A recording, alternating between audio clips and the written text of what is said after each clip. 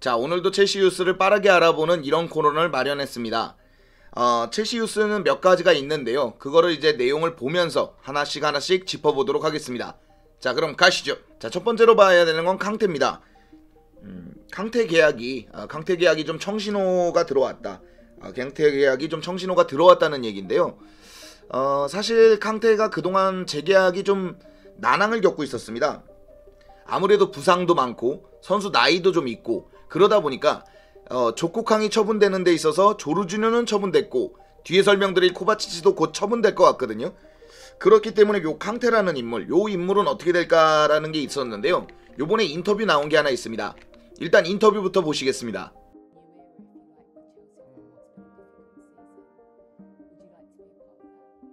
Yeah, for sure. It's an exciting project for the club. I think the player who came, unfortunately, the season has not been in the standard of Chelsea. But I'm sure that, yeah, everyone wants to go in this way, the way of success, the way of winning titles, and the player. 자, 전반적인 내용을 보면 이게 제일 중요하죠. 이게 첼시에 남고 싶다는 게 굉장히 중요한데요. 사실 알 수는 없지만 첼시 프로젝트가 굉장히 마음에 든다고 합니다. 이 프로젝트가 이제 장기적으로 트로피를 따고 구단이 더 좋은 클럽으로 가고 세대 교체를 좀 더 꾸준히 가져가고 이런 것 같은데요. 그런 부분에서 자기가 이제 좀 한몫을 하고 싶다 이런 얘기인 것 같은데요. 일단 주요 포인트는 바로 요겁니다. 50일 정도 6월 30일까지가 이제 끝이기 때문에 한 달도 안 남은 2달도 안 남은 시간이 남았거든요. 요때 이제 재계약을 해야 된다는 거 조금 이제 속도전으로 가야겠죠. 요런 부분이 하나 있고요. 그동안 부상이 좀 많았다는 게 이제 발목을 잡아왔습니다. 올 시즌은 8월 달에 이제 부상을 입고 한 해를 넘겨서 이제 돌문전이나 요때쯤 복귀 얘기가 있었으니까 한 2월에서 3월 복귀를 했거든요. 그렇다 보니까 경기는 이제 요 근래 나오기 시작했고 그렇다 보니까 거의 시즌을 다 날린 선수예요. 그러니까 시즌 아웃이 됐던 선수기 때문에 요런 부분에서 이제 부상하고 재계약이 좀 연관이 됐었던 거죠. 그러니까 성과급인 겁니다. 성과급.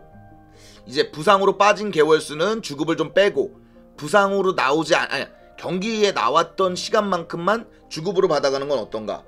그러니까 주급 계산을 하는 데 있어서 부상으로 빠진 시간을 빼고 또 나왔던 경기에 따라서 이게 주급을 더 챙겨주고 덜 챙겨주고 이거를 하자는 건데 캉테 입장에선 굉장히 불만족이었습니다.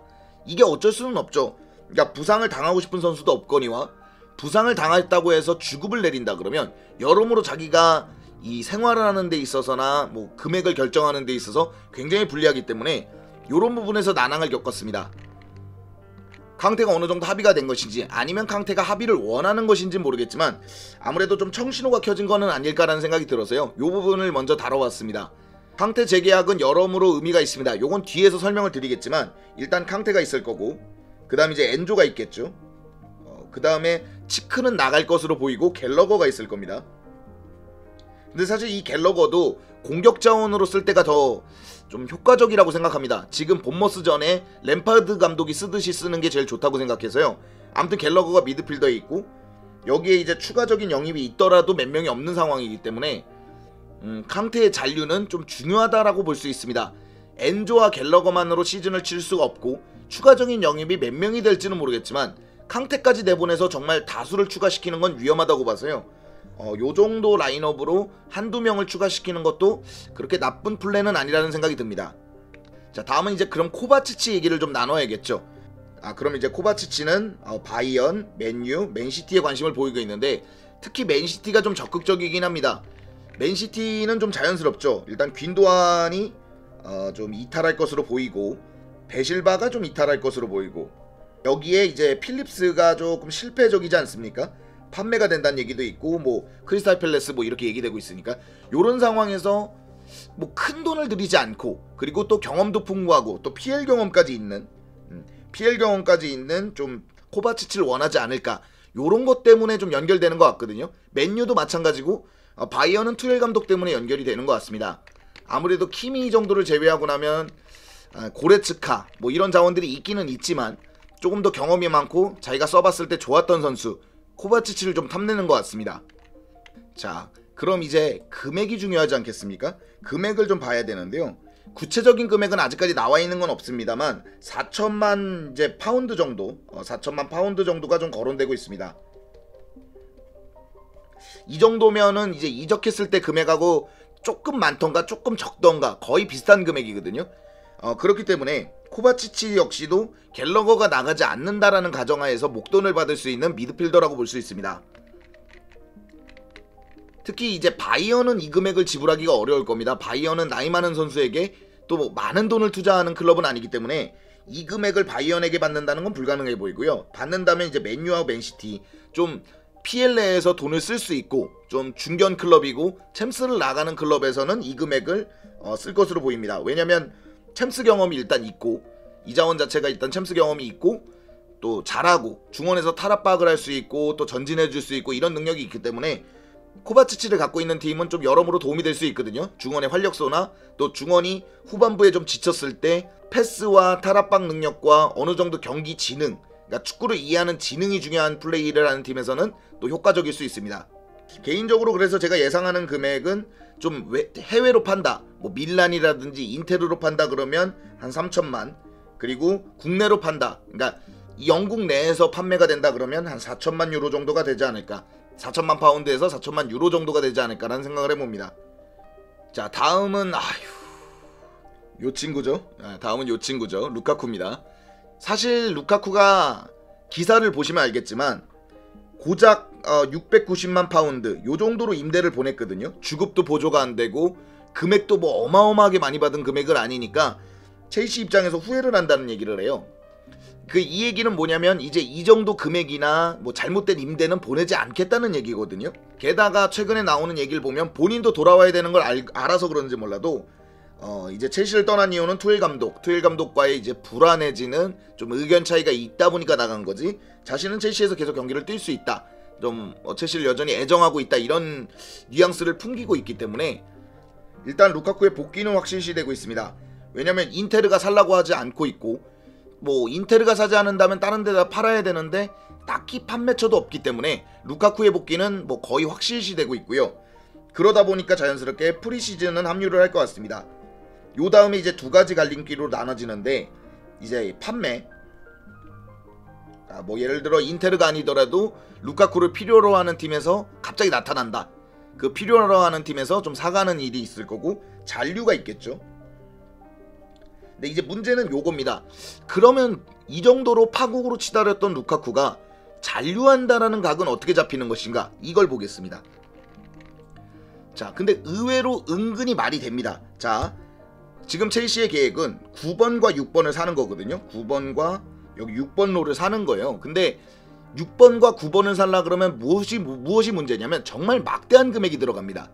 9번은 말할 것도 없고 6번도 정말 희귀하다 보니까 라이스는 뭐 1억 파운드 얘기가 나오고 있고, 뭐 우가르테, 라비아도 한 3천에서 많으면 6천만 파운드 내지는 유로가 얘기가 되고 있어서 이 두 포지션 보강한다는 거에서도 2천억가량은 써야 되는 첼시다 보니까 이쪽 보강을 하지 않고 차라리 이 미들진 보강을 좀 더 많이 하는 거 아닐까. 거기다가 자, 내보내야 될 자원이 너무 많습니다. 내보내야 될 자원이 너무 많다 보니까 자연스럽게 루카쿠 같이 잔류시키는 자원도 있는 거 아닐까라는 생각이 드는 거죠. 일단은 뭐 지에은 내보내야 되고, 플리식 내보내야 되고, 오도이 내보내야 되고, 마운트 내보내야 되고, 그러다 보니까 내보낼 자원이 많은데 안 그래도 내보내기 어려운 루카쿠까지 시달리기가 좀 어려울 거고, 그리고 루카쿠 같이 판매처가 딱히 없는 선수는 또 아무래도 관심사에서 점점점 벗어나지 않겠습니까? 뭐 케파도 팔아야 된다, 여기 지에우 플리식도 팔아야 된다, 마운트 하베르츠 팔아야 된다, 코바치치 캉테 팔아야 된다, 치크 팔아야 된다, 그리고 뭐 아스필리쿠에타 내보내야 된다, 오바메양 내보내야 된다, 이러고 있는 와중에 루카쿠 판매까지 신경 쓰기가 좀 어려울 수 있습니다. 거기다가 마땅한 공격수가 없습니다. 하나씩 써볼게요. 이런 자원들의 이제 힘든 점이 뭐냐면 케인은 일단 첼시랑 거래가 없습니다. 토트넘이 첼시랑 거래를 아예 안 하려고 하기 때문에 일단 사미 목벨 이야기대로 가능성은 제로라고 보고요. 이반 토니는 징계 문제가 있습니다. 만에 뭐 도박 문제가 잘 해결되겠거니 하고 샀는데 징계를 받으면, 그러니까 손해도 손해지만 선수를 못 쓰게 되잖아요. 이것도 문제고, 이쪽은 이제 1억 3천만 유로가 이야기되고 있거든요. 이 정도면 안 팔겠다는 얘기죠.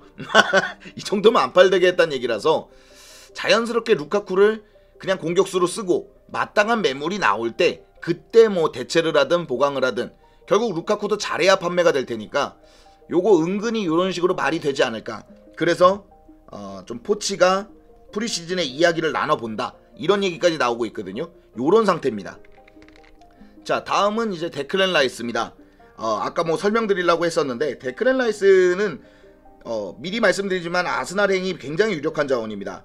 최근에는 경쟁자도 딱히 없는 느낌이고 경쟁자가 나타난다면 이제 뭐 맨유 요런 자원들인데 리버풀은 빼는 이유가 벨링엄을 빠진 이유가 금액이 높아서 빠진 건데 거의 근접하는 금액이 갈 수도 있거든요. 라이스는 그래서 뺐습니다. 요런 식으로 간다 그러면 굳이 첼시가 아니더라도 경쟁하기 어려운 금액적으로 경쟁하기 어려운 팀들을 만나게 되는데요. 일단 아스날 쪽에서 공신력도 나쁘지 않고 이런 분들이 주로 얘기하는 것은 1억 파운드 클럽 레코드, 그러니까 PL 레코드에 거의 준하는 금액을 원한다는 얘기도 있고 모에스 감독도 이렇게 얘기하는 적이 있습니다.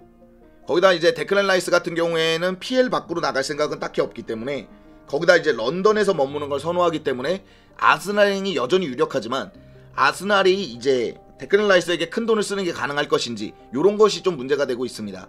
자, 그럼 이제 이 영상에서 중요한 건 첼시가 데클랜 라이스가 첼시로 오지 않는다면 아스날행이 유력하고 첼시로 오지 않는다면 어떤 대안들이 있는가가 중요한데요. 그래서 나오는 자원들이 이제 우가르테 그리고 라비아 요런 쪽이 거론되고 있습니다. 특히 저는 이제 개인적인 사견으로는 우가르테라는 자원을 좀 좋게 보고 있습니다. 전방에서 좀 공격이 나갈 수 있게끔 뒤에를 쓸어주고 뽀백을 보호하고 좀 강하게 붙어주고 최근에 첼시에는 갤러거를 제외하고 나면은 미드필더에서 조금 파이팅을 넣어줄 수 있는 자원이 부족하거든요. 근데 우가르테는 거칠기는 거칠지만 이런 태클이나 그러니까 사람이 들어오는 침투나 이런 걸 막아주는데 능력이 굉장히 좋은 수비형 미드필더라고 볼 수 있기 때문에요. 좀 우가르테의 영입에 대해서는 좀 첼시가 좀 적극적이었으면 좋겠다는 생각이 있고 많은 아직까지는 찌라시성에 가깝지만 우가르테를 첼시가 노린다는 얘기가 있어서 넣어봤고요. 라비아는 좀 더 진지합니다. 라비아 같은 경우에는 지난 겨울부터 지금까지 이야기가 계속 있을 정도로 라비아 이야기는 좀 더 진지하거든요. 근데 이 둘을 합쳐도 물론 영입을 해봐야 아는 거겠지만 라이스 금액보다 적다는 얘기가 있거든요. 그래서 이제 엔조를 필두로 뭐 코바치치 나가고 조르지뉴는 나갔고 치크도 밀란 얘기가 있고 여기에 캉테까지 재계약이 안 된다면 이 두 명을 동시에 뽑는 것도 어느 정도 생각을 해봐야 된다는 생각을 합니다. 라이스 한 명을 보강해도 다음 시즌은 리그만 치를 확률이 높기 때문에 첼시가 그렇게 어려운 점은 없지만요.